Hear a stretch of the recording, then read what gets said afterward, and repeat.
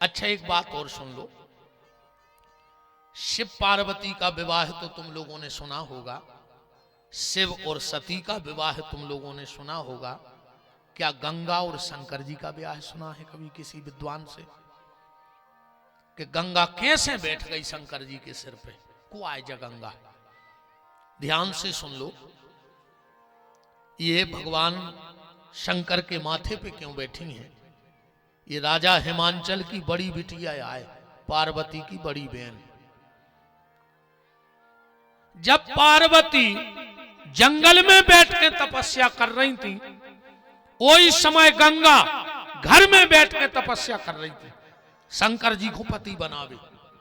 एक दिन दोनों बहनें आमने सामने बैठी और चर्चा हुई।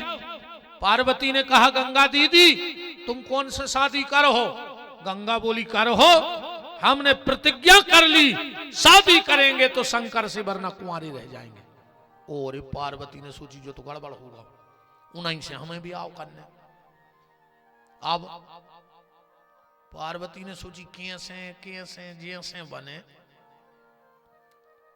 गंगा को हटाएं रास्ता से। पार्वती बोली करने ही है भी आओ गंगा से, शंकर जी से। बोले हाँ। तो बोले परसों अपने घरे आ रहे हैं दुर्वासा, और उनको प्रणाम कर लियो, अगर उन्हें आशीर्वाद दे दो तो शंकर जी मिल जाए तुम्हें। पार्वती बोली पर एक चीज को ध्यान रखियो। बोले का? बोले पांव नहीं पड़ेगी उनके भी, महिलाओं से पांव नहीं परवाए। बोले खुश कैसे हो? बोले जैसा ही वे घरे आवे तुम एक लोटा जल को भर के उनके मुंह पे मार दियो बस। आप बताओ, दुर्वासा जी सो बाबा को पानी मार देवे, भगवान को तक रथ में नहीं लाओ तोरे कृष्ण को। सुनी जे तुम उन्होंने कथा, कब भागवत में हम आए तो सुने हैं। जैसे ही दुर्वासा आए, गंगा ने एक लोटा जल भर करके और दुर्वासा के मुंह पे मार दिया। दुर्वासा की आंखें लाल हो गईं और कहा, हे कन्या, पहले आदमी बहुत डरा तो रे शराब को कि को शराब ने दे देवे, को शराब ने दे देवे। और गांव में अब सबसे खास वही कहाऊ थे जो डिंडू में शराब दे देवे। हाँ, मनोरे दारू को पैसा फला तो नहीं है, जे को बेच रहे हो मार जे हो। बहुत खराब बात हो जे तुम्हारी औलाद की, बाबे बेच ले जितनी बेच पाओ। दारू की संपत्ति ऐसी होती है कि बाप ने दारू बेच बेच के बिल्डिंग बनवा ली, और ओके मोड़ा ने दारू पी पी के बिल्डिंग बेच दी। हिसाब बराबर होगा नहीं होगा?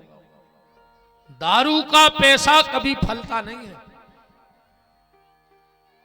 औलाद बिगड़ है या गारंटी है, जे को बेच रहे हो बेचो, मनोबा फल नहीं सके। कैसे दारू में करोड़ों लोगों की बददुआएं लगी हो पैसा के पीछे। जे और खून के असुगा रोते हैं जब घर बारों पी के जात जय कहते हैं भगवानों को ना सही कार्य जे ने पियाई हो। अब कबों तो भगवान सुन है इनकी, नहीं सुन।